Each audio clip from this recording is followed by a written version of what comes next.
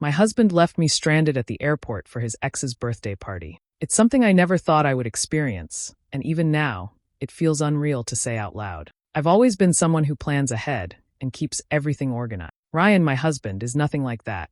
He's smooth, charming, and carefree, the kind of man people are drawn to right away. That charm pulled me in too, but as I would come to learn, charm doesn't mean loyalty. We had been preparing for a vacation for months. I booked the flights, arranged the hotel, and made sure everything was perfect. I thought it would be our chance to spend real time together, just the two of us. At the airport, I felt excited, but Ryan seemed restless.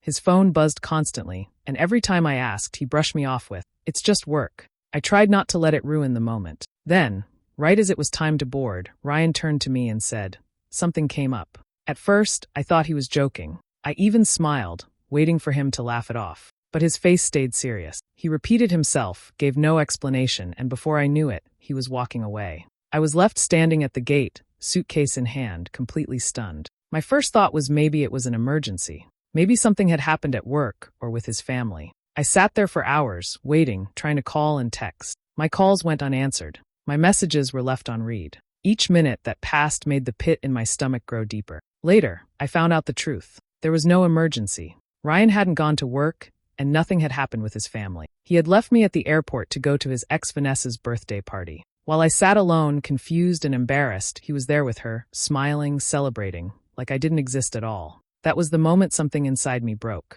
I no longer saw Ryan as the man I married. I saw him for who he really was, selfish, careless, and willing to throw me aside just to relive the past with someone else. After what happened at the airport, I couldn't stop replaying the past few months in my head. The more I thought about it, the more things began to add up. Ryan had been acting different for a while, but I kept telling myself it was just stress or work. Now looking back, I saw all the signs I had chosen to ignore. He was always on his phone, his eyes glued to the screen like the rest of the world didn't exist. If I asked who he was talking to, he would shrug and say it was nothing important. Sometimes he would even flip his phone face down on the table, as if I had no right to know. At first, I brushed it off, thinking he deserved privacy, but now I realized it was more than that. He was hiding something. There were nights when he didn't come home until late, giving vague excuses like, "Work ran long," or, "I was out with the guys." He never gave details, and when I asked for them, he acted irritated, like my questions were unreasonable. I wanted to believe him, so I pushed my doubts aside, convincing myself I was just being paranoid. But then there were the little things. Receipts that didn't make sense, like charges from restaurants I'd never been to with him. Gas station slips from places far out of his normal route to work. Small gaps in his stories that didn't quite line up. I remember holding one of those receipts in my hand once, my heart beating fast, but I told myself not to overthink it. I didn't want to be the kind of wife who snooped or accused without proof. My best friend Megan saw it long before I did. She told me more than once that Ryan didn't seem fully present, that his attention was somewhere else. I defended him every single time. I told her she was wrong, that Ryan was just busy, that I trusted him. I wanted so badly to believe my marriage was stronger than it really was. After being abandoned at the airport, I couldn't defend him anymore. All of those small lies, the distance, the secrets, they weren't random. They were part of a pattern I had been too blind to see. The betrayal wasn't just about one night. It had been building for months, maybe even longer, and I had ignored every sign until it was too late.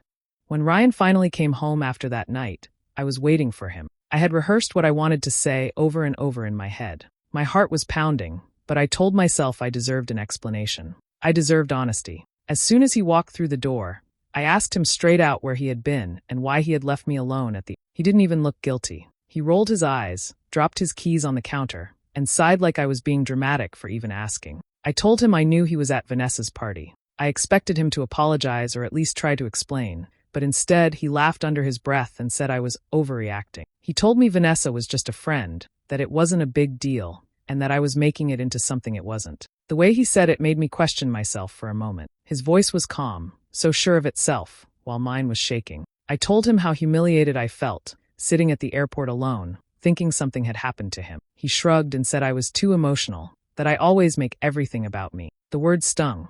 It felt like he had turned the whole situation around, as if I was the problem for caring at all. I tried to hold my ground. I told him leaving me like that was cruel, that he had chosen his ex over his wife. Instead of hearing me, he smirked and said I was being insecure, that I should grow up and stop acting like a jealous teenager. Every word chipped away at me, like he was peeling back layers of my confidence, just to remind me how small I was compared to him. I stood there, gripping the edge of the kitchen counter, trying to keep myself from breaking down. A part of me wanted to scream at him, to demand respect, but another part of me knew it wouldn't matter. He had already decided how the story was going to go. He was the reasonable one, and I was the unstable wife who couldn't handle reality. That night, lying in bed next to him, I couldn't sleep. He had fallen asleep quickly, like nothing had even happened, while I stared at the ceiling, wide awake. My chest burned with anger, but I kept it inside. I realized then that arguing with him was useless. He would always twist my words, always turn it back on. But beneath the anger, something else began to grow. I could see the manipulation for what it was. He wanted me to doubt myself, so I wouldn't doubt him. For the first time, I didn't completely buy it. I stayed quiet, but in my silence, I made a decision. If Ryan thought he could keep treating me like I didn't matter, he was going to learn just how wrong he was. One afternoon, while sorting through the mail and bills, a small folded receipt slipped out from between some papers. At first, I almost tossed it aside, but something about the name of the store caught my attention. It was from a high-end jewelry shop, the kind of place Ryan and I never shopped at together. I opened it and saw the purchase clearly printed, a necklace worth more than I had ever seen him spend on me. My chest tightened as I stared at the paper. There was no special occasion, no birthday or anniversary coming up, nothing that explained it. Deep down, I already knew who it was for, but my hands still shook as I waited for him to come home. When he finally walked in, I didn't waste time. I held up the receipt and asked him to explain. Instead of being caught off guard, he looked at me, smirked, and said it was just a thoughtful gift. His tone was casual, almost amused, like I was silly for even asking. The way he said it told me everything. He hadn't bought it for me. He had bought it for her. I felt the words sink into me like stones. There was no attempt to lie, no effort to cover it up.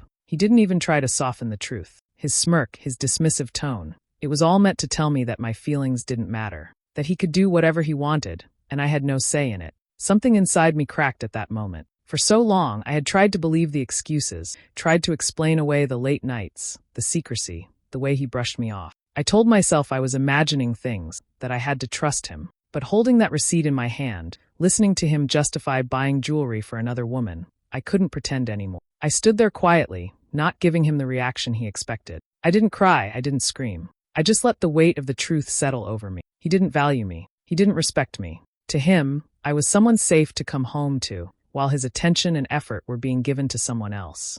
In that silence, I made myself a promise. I wasn't going to let him humiliate me again. He might think he could walk all over me, but he was wrong. I knew then that I would find a way to take back my power, even if he never saw it coming. While organizing bills, I noticed Ryan had given me full access to his credit card for groceries and household stuff. I had used it here and there before, but only for small things, never paying much attention to the detail. That night, sitting at the kitchen table, I stared at the statement in front of me. My name was clearly printed under his as an authorized user. It meant I had the same access he did, the same freedom to spend. I started looking through the charges. They were everywhere, restaurants, bars, shops I'd never even stepped into. The total was outrageous, more than what we actually had.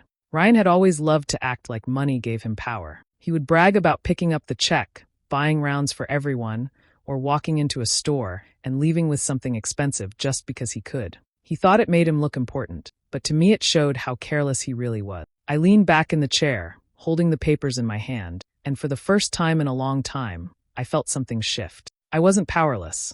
He thought giving me the card meant I would quietly take care of groceries, cleaning supplies, and other small things that kept the house running. But he never stopped to realize that it gave me access to everything. He had handed me the very thing that mattered most to him, and he didn't even see it. I didn't rush into anything. I put the statement back into the pile and tucked the card into my wallet like always. On the outside, I acted normal. I cooked dinner, smiled when I had to, and carried on like nothing was wrong. But inside, my thoughts were racing. Every careless purchase of his, every laugh about how much money he could blow, it all built up inside me. I started to see the card in a different way. It wasn't just a piece of plastic. It was leverage. It was my chance to finally take something back. At night, while he slept soundly beside me, I would lie awake and think about it. I imagined sliding that card across a counter and using it for myself. Not for bread, not for milk, not for soap. For me. For something that reminded me I still had control, even if he wanted me to believe I didn't. The thought stayed with me, growing stronger each day. I knew I couldn't move too quickly. Timing mattered. If I acted without thought, he would notice, and all of my power would disappear. But if I waited, if I chose the right moment, it would hit him harder than he could ever expect. That night, I decided to be patient. The card was my quiet weapon, sitting there in my wallet. He had given me the key to his pride without even realizing it, and I promised myself that one day, I was going to use it. I was passing by the living room when I heard Ryan's voice. At first, I thought I had imagined it, but then I caught the words clearly. He was on the phone with Vanessa, laughing as he said she was the one that got away. His laughter made me stop in my tracks, frozen. Every word cut deeper than I expected. I felt a sudden, sharp ache in my chest as I realized he was talking about me like I was just a memory, something from the past to be joked about. He didn't stop there. Ryan went on, describing me in ways that made my stomach twist. "She's so dramatic and controlling," he said to Vanessa, his tone light, almost proud. My hands clenched without me realizing it. The casual cruelty of his words, the ease with which he spoke about me as if my feelings didn't matter, left a bitter taste in my mouth. It wasn't just sadness. It was a raw, blazing anger that rose in my chest. That evening, I waited for Ryan, hoping for a normal night together. I had planned dinner, a quiet, simple evening where we could talk and reconnect. But as the minutes passed, it became clear he wasn't coming. My phone buzzed with a text from him. He was going out with Vanessa instead. Just like that, he chose her over me, ignoring my plans and my feelings. The message was small and casual, but it hit me like a storm. My heart thudded painfully in my chest, a mix of disbelief and hurt. I sat alone at the dinner table, staring at the empty chair across from me. The candles flickered, the plate stayed untouched, and the quiet of the room pressed down on me. At first, the heartbreak made me feel small, almost defeated. But as the minutes stretched, something inside me shifted. The sadness began to harden into a different kind of strength. I could feel the edges of my anger sharpening, turning my sorrow into resolve. Every memory of Ryan's laughter, every careless word he had spoken, fed a growing certainty inside me. This was the moment I had been edging toward, though I hadn't fully admitted it until now. I remembered the card sitting in my drawer, waiting for the right time. Tonight, I knew it was the right time. I would no longer let him treat me like I was replaceable. I would take control, and finally, I would make my move. I grabbed Ryan's credit card with a mix of nerves and excitement. It had been sitting in my drawer and used, but tonight it felt like a tool I could finally use for myself. I started with something small, a designer bag I had always wanted but never allowed myself to buy. The moment I swiped it, I felt a spark inside me, like I was taking back a piece of myself that Ryan had tried to control. From there, I didn't stop. I booked a spa retreat for a weekend, something luxurious and indulgent that he would never have suggested. I treated myself to fine dining experiences, tasting dishes I had only dreamed about. I even reserved a night in a fancy hotel, just to feel the freedom of being somewhere glamorous and away from his shadow. Every purchase, every booking, felt like a quiet rebellion, a way of showing myself that I didn't need him to feel worthy or special. Megan was right there with me, her energy contagious.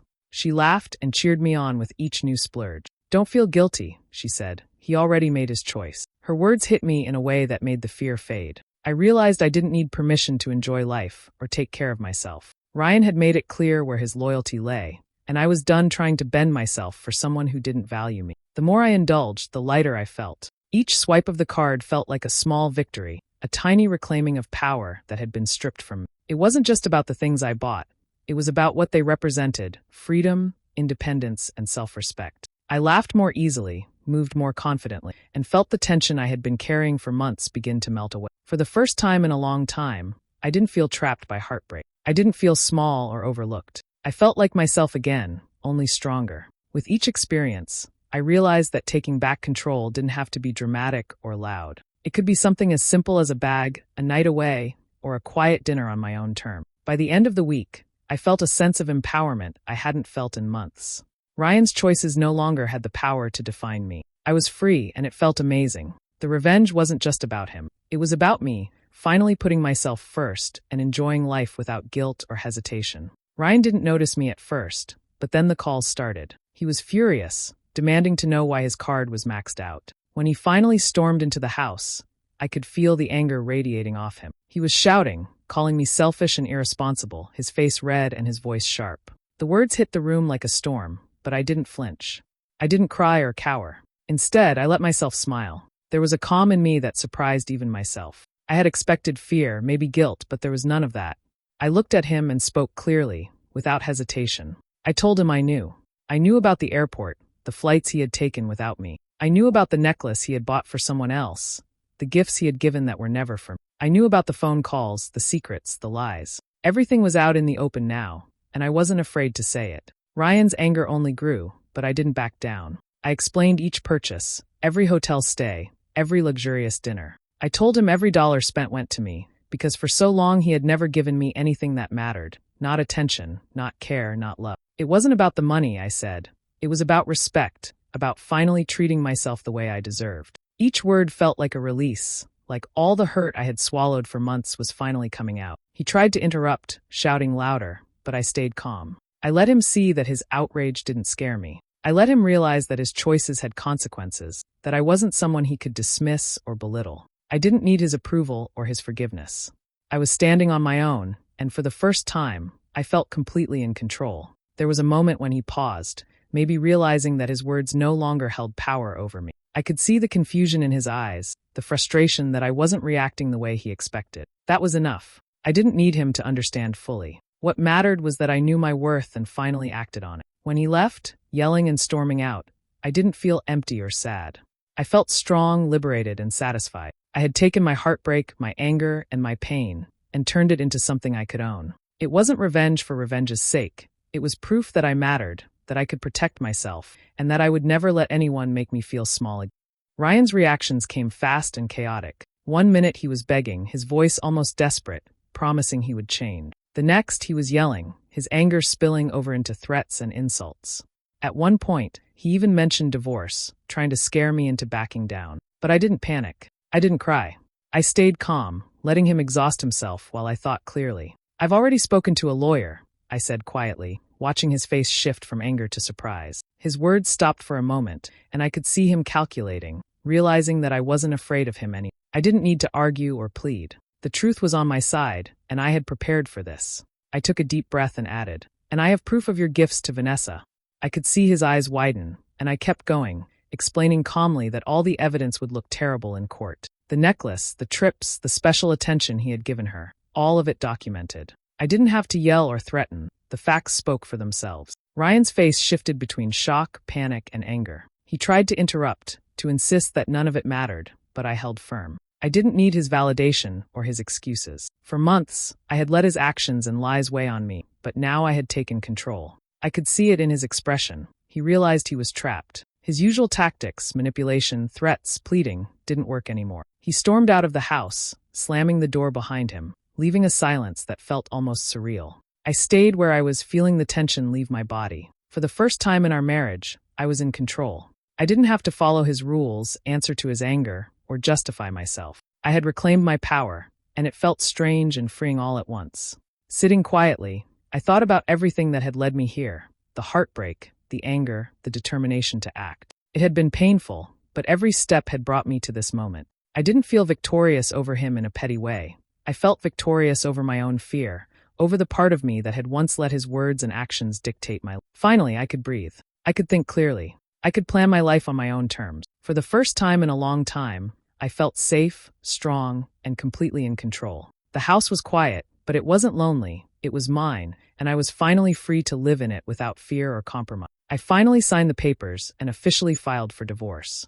The weight of the decision felt heavy at first, but as I handed over the documents, I felt a strange sense of relief. For months, I had carried Ryan's lies, his betrayals, and his disregard for me. Now, I was taking a step toward freedom, toward a life where I didn't have to answer to him or live under his control. I decided to keep the luxury items I had bought with his card. The designer bags, the spa retreats, the dinners, even the hotel stays, they were more than just things. They were proof that I could take care of myself, that I could enjoy life on my own terms. Every time I looked at them, I remembered the moment I decided to stop feeling small and start valuing myself. They weren't trophies of revenge. They were symbols of my independence and the strength I had found inside myself. Meanwhile, Ryan's world began to crumble. Without the money to support his lifestyle, Vanessa quickly abandoned him. I heard the news through the grapevine, but I didn't feel a thrill of satisfaction. Instead, I felt a quiet sense of justice. His choices had consequences, and he had no one to blame but himself. I didn't need to watch him fall to feel strong.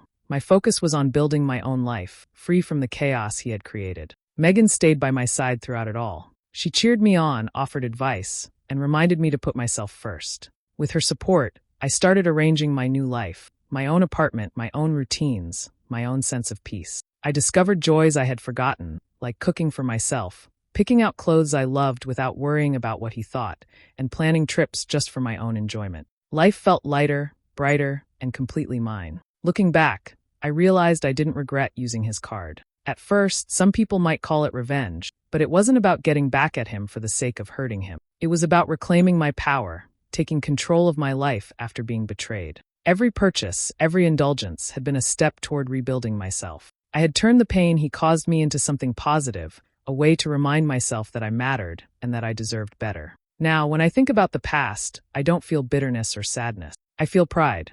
I survived the lies, the heartbreak, and the manipulation. I proved to myself that I could stand on my own and create the life I wanted. My independence wasn't just about money or material things. It was about self-respect, freedom, and the courage to put myself first.